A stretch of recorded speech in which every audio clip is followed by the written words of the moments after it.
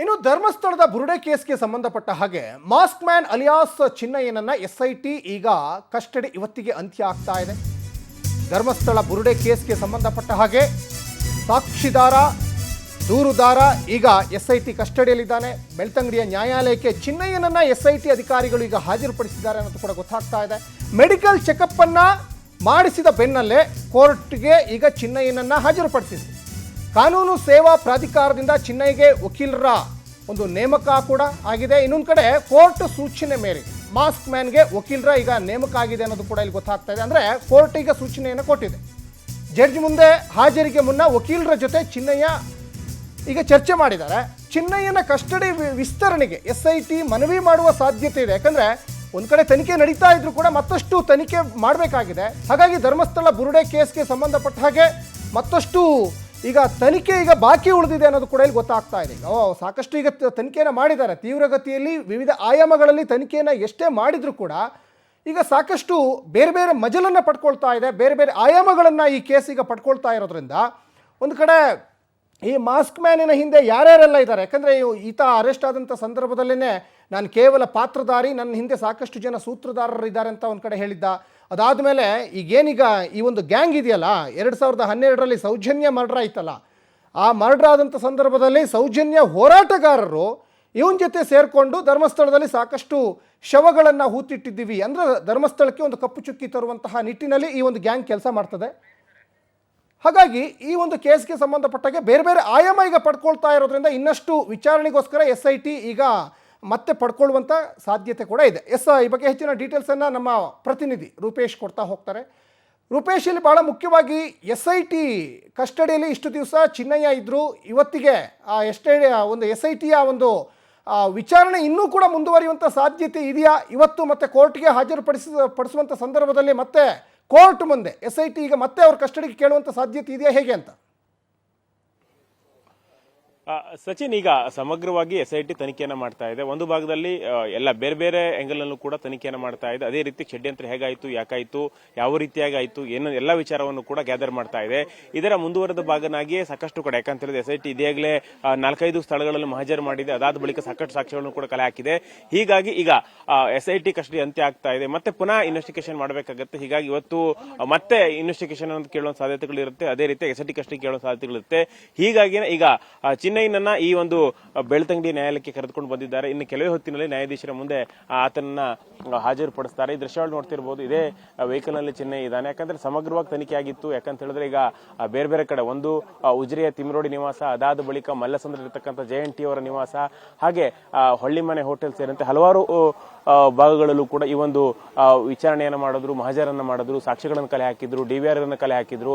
ಹೀಗಾಗಿ ಆತ ಉಳಿದುಕೊಂಡಿದ್ದ ಜಾಗ, ಯಾವಾಗ ಬಂದಿದ್ದಾನೆ ಉಜಿರೆ ಸಿಟಿಗೆ, 6 ತಿಂಗಳ ಹಿಂದೆ ಬಂದಿರುವಂತಹ ಹಿಂದಿರತಕ್ಕಂಥ ಷಡ್ಯಂತ್ರ ಎಲ್ಲದ್ರ ಬಗ್ಗೆನೂ ಕೂಡ ಸಂಪೂರ್ಣವಾಗಿ ಮಾಹಿತಿಗಳನ್ನು ಕಲೆ ಹಾಕಿದ್ದೆ. ಈಗಾಗಲೇ ಇನ್ನೇನು ಕೆಲವೇ ಕ್ಷಣಗಳಲ್ಲಿ ನ್ಯಾಯಾಧೀಶರ ಮುಂದೆ, ಇದೇ ಬೆಳ್ತಂಗಡಿಯ ನ್ಯಾಯಾಧೀಶರ ಮುಂದೆ, ಜಡ್ಜಿ ನ್ಯಾಯಾಧೀಶರ ಮುಂದೆ ಈಗ ಅವನನ್ನ ಹಾಜರುಪಡಿಸಲಿದ್ದಾರೆ. ಮತ್ತೆ ಪುನಃ ಯಾಕಂತ ಹೇಳಿದ್ರೆ ಈಗ ಆತನಿಗೆ ಅಡ್ವೊಕೇಟ್ ಜೊತೆನೂ ಕೂಡ ಮಾತಾಡಲಿಕ್ಕೆ ಅವಕಾಶಗಳು ಕೊಡ್ತಾರೆ. ಯಾಕಂತ ಹೇಳಿದ್ರೆ ಮೊನ್ನೆ ಮೊದಲ ಬಾರಿ ಕೋರ್ಟ್ಗೆ ಹಾಜರುಪಡಿಸಲಿಕ್ಕೆ ಬಂದಾಗಲೂ ಕೂಡ ಇಲ್ಲಿ ನ್ಯಾಯಾಧೀಶರು ಕೇಳಿದ್ರು, ಯಾಕಂತ ಹೇಳಿದ್ರೆ ನಿಮಗೆ ವಕೀಲರಿಲ್ಲ ಅಂತ ಕೇಳಿದ್ರು. ಆ ವಕೀಲರು ಅಂದ್ರೆ ಹಿಂದೆ ಇದ್ದಂತ ವಕೀಲರು ಯಾರು ಕೂಡ ಬೇಡ ಅಂತ ಹೇಳಿ ಚಿನ್ನಯ್ಯ ಹೇಳಿದ್ದ. ಹೀಗಾಗಿ ಕಾನೂನು ಸೇವಾ ಪ್ರಾಧಿಕಾರದಿಂದ ವಕೀಲರ ನೇಮಿಸಿಕೊಳ್ಳಿಕ್ಕೆ ಅವಕಾಶ ಮಾಡಿಕೊಡಲಾಗಿತ್ತು. ಹೀಗಾಗಿ ಆ ವಕೀಲರನ್ನು ನೇಮಿಸಿಕೊಂಡಿದ್ದ. ಹೀಗಾಗಿ ಕಾನೂನು ಸೇವಾ ಪ್ರಾಧಿಕಾರದ ವಕೀಲರು ಇತನ ಪರ ವಕೀಲತನ ವಹಿಸ್ತಾರೆ. ಹೀಗಾಗಿ ಚಿನ್ನಯ್ಯನಿಗೆ ವಕೀಲರ ಜೊತೆ ಮಾತಾಡಲಿಕ್ಕೆ ಅವಕಾಶವನ್ನು ಕೊಡ್ತಾರೆ.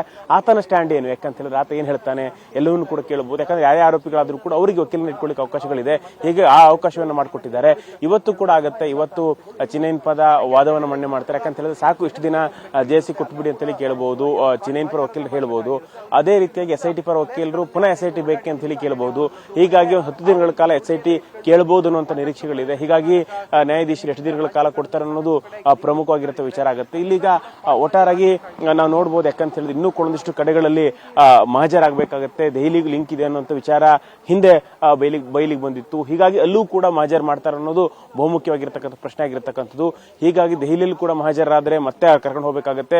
ಒಟ್ಟಾರೆ 5 ದಿನ ಸಾಕಾಗೋದಿಲ್ಲ, 10 ದಿನ ಬೇಕು ಅಂತ ಹೇಳಿ ಕೇಳಬಹುದು. ಆದ್ರೆ ಇಲ್ಲಿ ಪ್ರಶ್ನೆ ಎಷ್ಟು ದಿನ ದಿನಗಳ ಕಾಲ ಕೊಡ್ತಾರೆ ಅಂತೇಳಿ, ನ್ಯಾಯಾಧೀಶರು ಎಷ್ಟು ದಿನಗಳ ಕಾಲ ಕೊಡ್ತಾರೆ ಅನ್ನೋದು ಮುಖ್ಯವಾಗಿ ಪ್ರಶ್ನೆ ಆಗಿರುತ್ತೆ.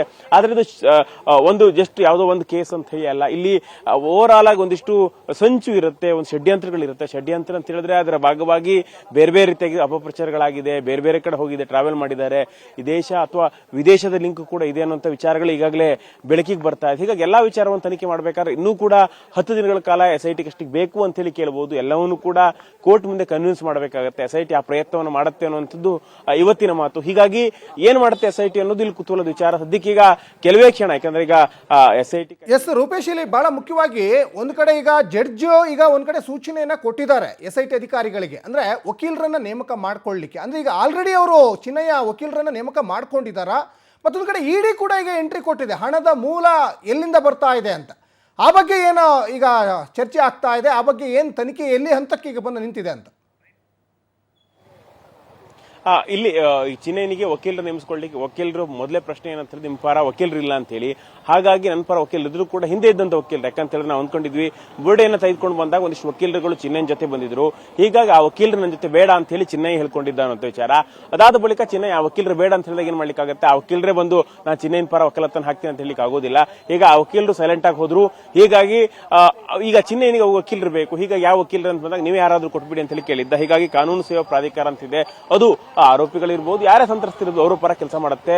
ಹೀಗಾಗಿ ಅದು ಅವರಿಗೆ ವಕೀಲರ ನೇಮಿಸಿಕೊಳ್ಳಿ ಅವಕಾಶ ಮಾಡಿಕೊಟ್ಟಿದ್ದಾರೆ. ಹೀಗಾಗಿ ವಕೀಲರು ನೇಮಿಸಿಕೊಂಡಿದ್ದಾರೆ. ಒಂದೆರಡು ಚರ್ಚೆ ಕೂಡ ಆಗಿದೆ. ಇವತ್ತು ಪುನಃ ಮತ್ತೆ ಚರ್ಚೆ ಮಾಡ್ತಾರೆ. ಮತ್ತೆ ಚರ್ಚೆ ಮಾಡಿದ ಬಳಿಕವಾಗಿ ಕೋರ್ಟ್ ಮುಂದೆ ಪ್ರೊಡ್ಯೂಸ್ ಮಾಡಬಹುದು. ಒಟ್ಟಾರಾಗಿ ಈಗ ಇದೊಂದು ಭಾಗ ಆದ್ರೆ ಮತ್ತೊಂದು ಇಡಿ ಕೂಡ ಕೇಸ್ಗೆ ಎಂಟ್ರಿ ಆಗಿದೆ. ಷಡ್ಯಂತ್ರ ಯಾವ ರೀತಿಯಾಗಿ ಆಗ್ತಾ ಇದೆ ಅಂತ ಹೇಳಿ ಪ್ರಿಲಿಮಿನರಿ ಎನ್ಕ್ವೈರಿಯನ್ನು ಮಾಡ್ತಾ ಇದೆ. ಯಾಕಂತ ಹೇಳಿದ್ರೆ ಇಡಿ ಸಡನ್ ಆಗಿ ಒಂದು ಕೇಸ್ಗೆ ಗ್ರೌಂಡ್ಸ್ ಇಲ್ಲದೆ ಬರೋದಿಲ್ಲ. ಹೀಗಾಗಿ ಗ್ರೌಂಡ್ಸ್ ಗಳನ್ನ ಕಲೆಕ್ಟ್ ಮಾಡ್ತಾ ಇದೆ. ಗ್ರೌಂಡ್ಸ್ ಏನೋ ಸಿಕ್ಕಿದ್ದೆ ಹೌದಾದ್ರೆ ಅಥವಾ ಷಡ್ಯಂತ್ರ ಏನಾದ್ರು ಆಗ್ತಿದ್ದೆ ಹೌದಾದ್ರೆ ಮತ್ತೆ ಈಗ ಇಲ್ಲಿಗ ಮತ್ತೆ ಅವ್ರನ್ನ ವಶಕ್ಕೆ ಪಡ್ಕೊಳ್ಳುವಂತ ಸಾಧ್ಯತೆಗಳಿರುತ್ತೆ. ಅದೇ ರೀತಿಯಾಗಿ ಷಡ್ಯಂತ್ರ ಕೂಡ ಬಯಲು ಮಾಡೋ ಸಾಧ್ಯತೆಗಳಿರುತ್ತೆ. ಸದ್ಯಕ್ಕೀಗ ಕೋರ್ಟ್ ಆವರಣದಲ್ಲಿ ನೋಡಬಹುದು ನೀವೀಗ ಇಲ್ಲಿ ಚಿನ್ನಯ್ಯನನ್ನ ಒಳಗಡೆ ಕರ್ಕೊಂಡು ಹೋಗ್ತಿದ್ದಾರೆ. ಅದೇ ರೀತಿಯಾಗಿ ಅಧಿಕಾರಿಗಳು ಕೂಡ ಇರ್ತಾರೆ. ಚಿನ್ನಯ್ಯ ಇನ್ನೂ ಕೂಡ ವೆಹಿಕಲ್ ನಲ್ಲೇ ಇದ್ದಾರೆ. ಇನ್ನು ಕೆಲವೇ ಕ್ಷಣದಲ್ಲಿ ಕರ್ಕೊಂಡು ಹೋಗಬಹುದು. ಅಧಿಕಾರಿಗಳೆಲ್ಲರೂ ಕೂಡ SIT ಅಧಿಕಾರಿಗಳೆಲ್ಲರೂ ಕೂಡ ಪೊಲೀಸ್ ಕೋರ್ಟ್ ನ ಒಳಭಾಗಕ್ಕೆ ಹೋಗಿದ್ದಾರೆ. ಒಂದಿಷ್ಟು ಡಾಕ್ಯುಮೆಂಟೇಶನ್ ಕಾರ್ಯಗಳು ಕೂಡ ಆಗ್ತಾ ಇದೆ. ಇಡಿ ಬಗ್ಗೆ ಮಾತಾಡ್ತಾ ಇದ್ವಿ. ಇಡಿ ಇಲ್ಲಿ ಎಂಟ್ರಿ ಆಗಿದೆ. ದಕ್ಷಿಣ ಕನ್ನಡದ ಪ್ರಮುಖವಾಗಿರ್ತಕ್ಕಂಥ ಹೋರಾಟಗಾರರಿರ್ಬೋದು, ಅದೇ ರೀತಿಯಾಗಿ ಸೋಷಿಯಲ್ ಮೀಡಿಯಾ ಹ್ಯಾಂಡಲ್ಗಳೆಲ್ಲೂ ಕೂಡ ನೋಟಿಸ್ ಅನ್ನು ಕೊಟ್ಟಿದ್ದಾರೆ. ಒಟ್ಟಾರಾಗಿ ಇಡಿ ಕೂಡ ತನಿಖೆ ಮಾಡ್ತಾ ಇದೆ. ಅದೇ ರೀತಿ ಪ್ರಿಲಿಮಿನರಿ ಮಾಹಿತಿಯಲ್ಲಿ ಕರೆ ಆಗ್ತಾ ಇದೆ. ಎಲ್ಲಾದ್ರೂ ಕೂಡ ಫಂಡ್ ವಿದೇಶದಿಂದ ಫಂಡ್ ಬಂದಿದ್ದು ಅಥವಾ ಅಂತಾರಾಜ್ಯದಲ್ಲಿ ಒಂದಷ್ಟು ವಹಿವಾಟುಗಳಾಗಿದ್ದು, ಹಣಕಾಸಿನ ನೆರವು ಎಲ್ಲವೂ ಕೂಡ ಬಂದಿದ್ರೆ ನಿಜಕ್ಕೂ ಕೂಡ ಇಡಿ ಎಂಟ್ರಿ ಆಗುತ್ತೆ. ಇಡಿ ಜೊತೆಗೆ NIA ಅಂದ್ರೆ ರಾಷ್ಟ್ರೀಯ ತನಿಖಾ ದಳ ಕೂಡ ಎಂಟ್ರಿ ಆಗಬಹುದು. ಸಚಿನ್, ಧನ್ಯವಾದ ರೂಪೇಶ್ ತಮ್ಮೆಲ್ಲ ಡೀಟೇಲ್ಸ್ಗಾಗಿ.